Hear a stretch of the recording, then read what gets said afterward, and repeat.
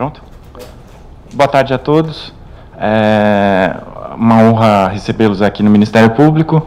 O CyberGaeco, que eu estou representando nessa data, junto com a Polícia Civil do Estado de São Paulo, realizaram uma operação neste ano, no início deste ano, para combater organização criminosa que conseguia inserir seus integrantes dentro de condomínios de prédios residenciais da capital e também em outras cidades do estado de São Paulo, e ali, monitorando as atividades dos outros moradores, praticar arrastões.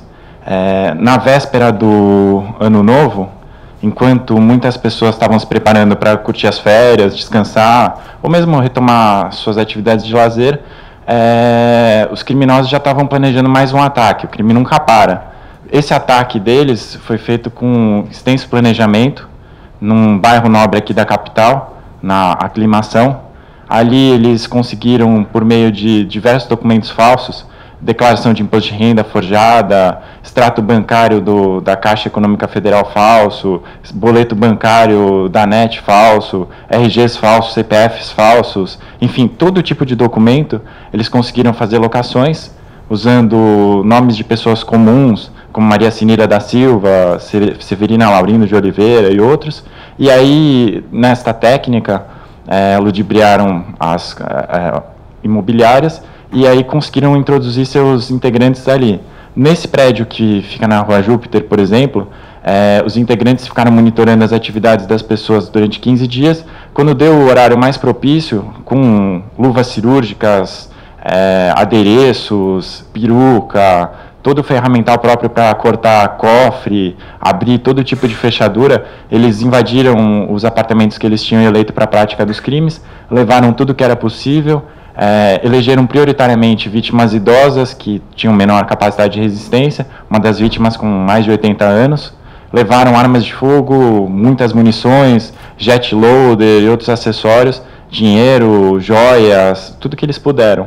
O que chama bastante atenção nesse caso é que, inclusive, os criminosos pagavam o calção da garantia já em depósito bancário. Os senhores vão ver nas imagens que o banco forneceu, inclusive do momento em que foi feito o depósito do calção. Eles depositavam tudo exatamente como manda o figurino para ludibriar o sistema de segurança das operadoras, né, imobiliárias, e não despertar suspeitas. Pela forma de atuação, dá para perceber que a organização criminosa está atuando há bastante tempo nesse crime, especialização é enorme.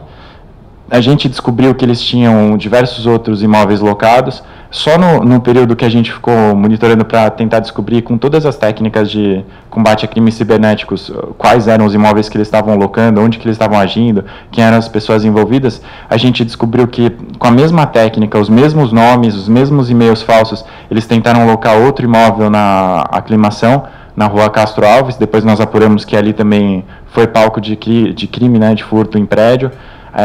Nós descobrimos que uma base de operações da organização criminosa era na cidade de Tremembé, aqui em São Paulo. Ali a gente conseguiu prender um dos integrantes que fazia a facilitação das locações. A atribuição principal dela era essa. Essa pessoa tinha, por exemplo, 4 CPFs diferentes, todos ativos perante a Receita Federal, o que chama bastante atenção, porque a Receita Federal tem bastante sistema de segurança, e mesmo assim essa pessoa tinha 4 CPFs falsos, todos ativos, e com endereços muito próximos, IP de transmissão, etc., tudo batendo ali. Então, além disso, foi apreendido com ela talões de cheques em nomes de outras pessoas, documentos de outras pessoas, documentos falsos, inclusive com a mesma foto da pessoa que colocava a foto dela nos RGs em nomes de diversas pessoas para fazer essas locações, agendas com diversos endereços que a gente está levantando. Realmente, assim, dá para perceber que a atuação é intensa na prática desse tipo de crime. A gente disponibilizou para os senhores imagens do pessoal, inclusive, atuando ali perante tabelionatos para a prática do crime, para reconhecimento de firmas em documentos, nos contratos de locação. Tem 3 pessoas que estão presas, 2 pessoas com mandado de prisão temporária em aberto, uma com prisão preventiva decretada. O processo já está, em relação aos identificados, em trâmite na 9ª Vara Criminal da capital. e os outros diversos membros que a gente ainda não conseguiu identificar por causa do uso do documento falso, a gente disponibilizou as imagens para os senhores poderem ver o Citroën importado que eles usaram para a prática dos crimes no arrastão, as imagens do pessoal depositando a calção no banco, as imagens deles usando luva cirúrgica, o adereço, mochilas, etc., para a prática dos crimes. Chama atenção também a velocidade com que os crimes foram praticados. Em questão de poucas horas, eles fizeram todo o arrastão e levaram embora o patrimônio que eles conseguiram ocultar. Doutor, você tem ideia de locais que eles vinham agindo além daqui da aclimação? Teve alguns agentes que foram presos na Avenida Raimundo Pereira de Magalhães, num prédio com 20 blocos de apartamentos. Ali, essas pessoas que foram presas foram inseridas com o mesmo modus operandi, mesmos documentos falsos, e-mails, toda a mesma espécie de tratativa. Com eles a gente aprendeu um texto padrão para prática de golpes também, daqueles que a pessoa liga para a vítima para obter todos os dados pessoais delas. A gente apurou, inclusive, que houve vítimas efetivas desse golpe, pessoa que foi contatada, tinha dados ali e realmente sofreu o crime, registrou o boletim de ocorrência. A gente descobriu que uma das pessoas que foram presas na Raimundo Pereira de Magalhães, inclusive tinha declarado que tinha perdido o RG, só que ela apresentou o RG, inclusive juntou em juízo também. Então, assim, fica bem claro que estava usando isso como um álibi para tentar dizer que, na verdade, ela não seria autora desses crimes contra as pessoas. A gente levantou outros endereços espalhados no São José dos Campos, Praia Grande, Guararema, outros na capital também. Só que tem alguns que eu não posso divulgar nesse momento, justamente para não comprometer. São José dos Campos, Praia Grande e Guararema. Então, esses dá para dar? Esses também tem. Mais alguma cidade? Por enquanto são mais essas o foco. E desde quando eles agiam? Tem mais ou menos uma noção de quanto eles lesaram? Por exemplo, no arrastão que eles promoveram na aclimação, foram centenas de milhares de reais que eles subtraíram das vítimas. Pegaram tudo que tinha de valor. E como foi do final do ano passado para cá, e eles fizeram diversas outras locações, dá para perceber que já fazia vários meses que eles estavam atuando juntos, pelo menos. Mas pelas agendas, etc., que a gente aprendeu, dá para perceber que pelo menos uma base está estruturada há alguns anos já em operação, com essas falsidades e introdução dos seus criminosos nos prédios. Dá para dizer que eles levaram mais de 200 milhões? 200 mil, dá. Doutor, ninguém percebia que eles eram maus vizinhos? Justamente, isso é muito importante, porque a população não dá para deixar na mão só da polícia, do Ministério Público, a própria segurança. As pessoas precisam começar a ter atenção também aos seus vizinhos. É importantíssimo num prédio que você veja quem são seus vizinhos, se tem algum comportamento estranho, se tem alguma pessoa estranha ali, se o locatário bate com a pessoa que foi colocada dentro do imóvel, quem que está autorizado a entrar ali? É a pessoa, quem que está morando ali? É a pessoa que contratou? É o locatário? Porque o eventual desinteresse ou negligência nesse ponto, ou as pessoas não prestarem atenção, achando que estão seguras, né, dentro de condomínios, acaba fomentando esse tipo de crime, né? Facilita para os criminosos. Os condomínios têm poder, ou têm direito de saber quem alugou um apartamento no prédio? Pelo menos saber se a pessoa que está entrando ali é o locatário, né? Por que eu vou estar dando a chave e autorizando a pessoa a entrar no prédio? Eles moravam, em média, quanto tempo no prédio antes de fazer o arrastão? Pelo menos 15 dias. 15 dias. E alugavam por quanto tempo? Padrão, locação padrão. 1 ano, 6 meses. No prédio lá da Raimundo Pereira de Magalhães, o pessoal foi preso na véspera de um outro feriado, justamente para evitar que pudesse ser feito um outro arrastão. E aí eles já estavam há alguns dias lá. Muitas vezes eles simulavam que faziam mudança, né? No arrastão, na aclimação, por exemplo, eles levaram uma televisão grande, coberta, para fingir que estavam fazendo alguma mudança, mas de fato, assim, se as pessoas estivessem, talvez, um pouquinho mais atentas, não fosse final de ano, teriam percebido que aquilo era uma simulação, né, de uma mudança. São 3 presos preventivamente até o momento. 3. Ocorreram essas prisões? Ocorreram entre janeiro e fevereiro desse ano. E na quadrilha vocês imaginam mais quantas pessoas estejam envolvidas? Pelas fotos do pessoal atuando ali no arrastão diretamente, tem mais pelo menos 5, 6 pessoas envolvidas. A maioria homens. Dá pra dizer então que a polícia procurou mais pelo menos 5 pessoas. Sim. Tem as fotos desses presos?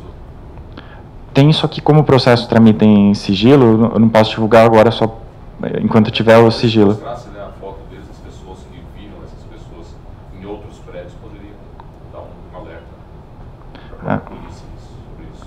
Mas os principais que praticavam mesmo os furtos são esses que a gente está tentando prender agora, os que iam direto para a subtração. Sim.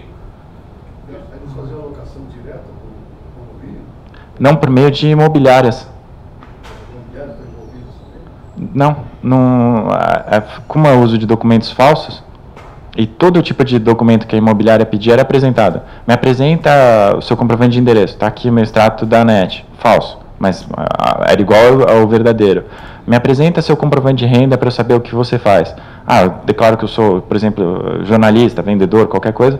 Está aqui o meu extrato da minha conta bancária, Caixa Econômica Federal, também falso, a gente conseguiu apurar. Mas olhando formalmente é perfeita a falsificação.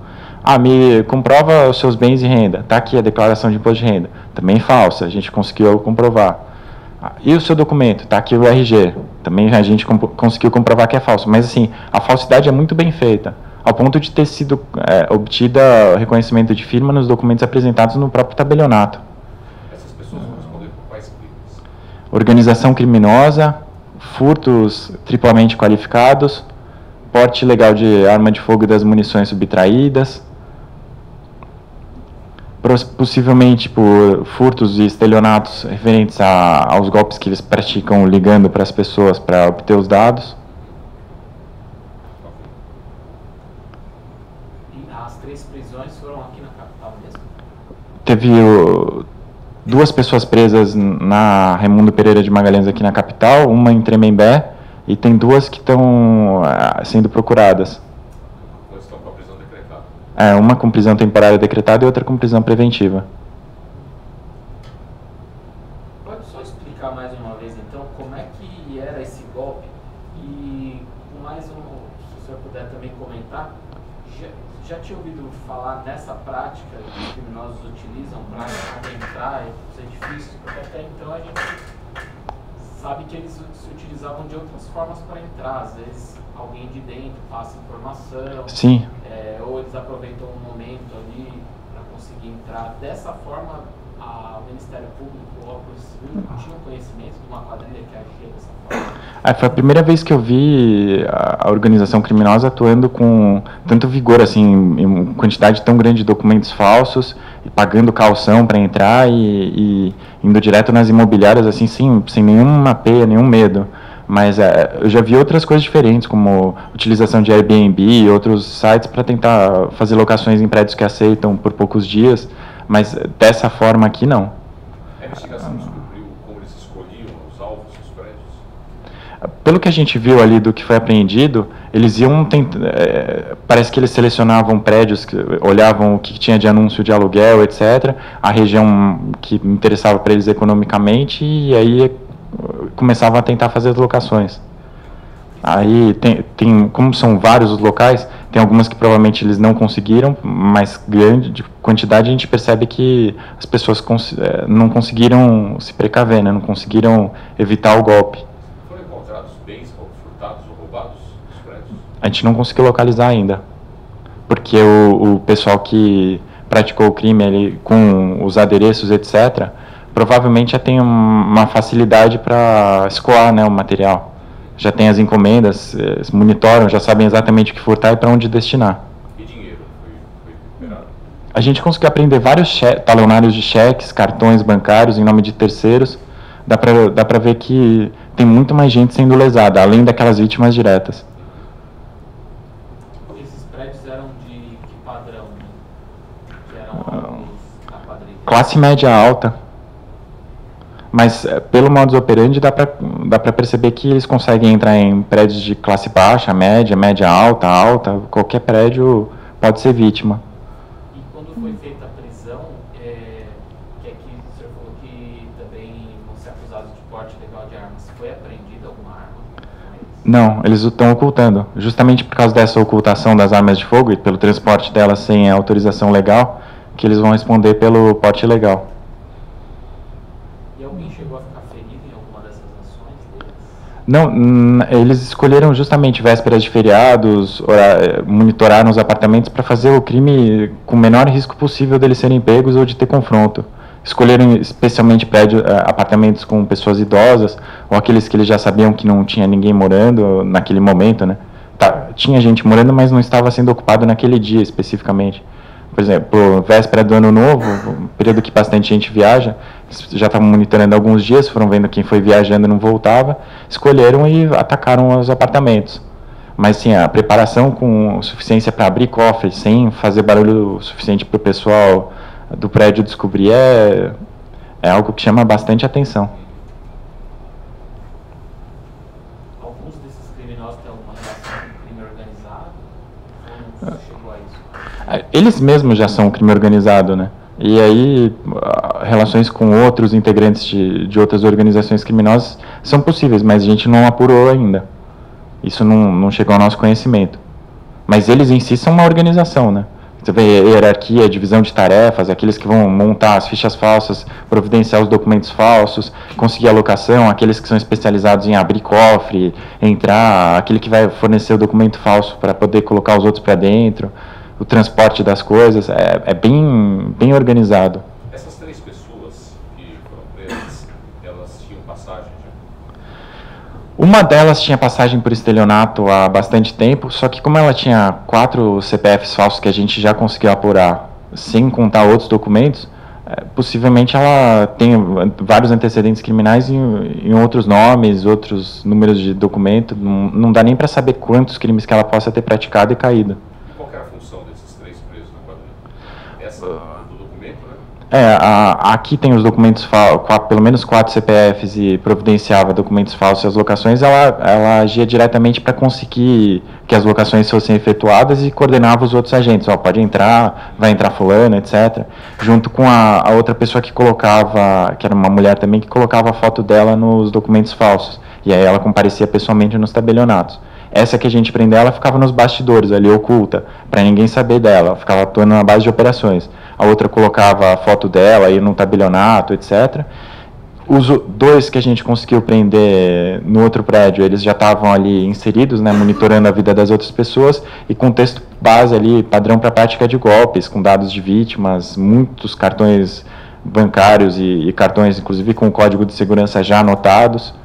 Aí parece que a função deles era essa mesma, de monitorar e aproveitar para dar outros golpes, né? São mulheres? 3 mulheres? Tem um homem preso, 2 mulheres e 2 mulheres foragidas. Essa da foto da RG que é foragida, né? Essa a gente precisa identificar até o nome dela, porque pela quantidade de RGs falsos com nomes diferentes, não dá nem para saber como é que é o nome dela. Sim. É um modo de se abrir se criar um RG por estado. Não há uma grande preocupação no Brasil em resolver esse problema, né? Apesar de ter até documento único aprovado, possibilidade, mas o sistema é bem falho, né? A certidão de nascimento do jeito que é feita, a ausência de coleta de material genético, íris, biometria para todos os documentos, isso facilita, né? Ok. Obrigado. Obrigado, gente.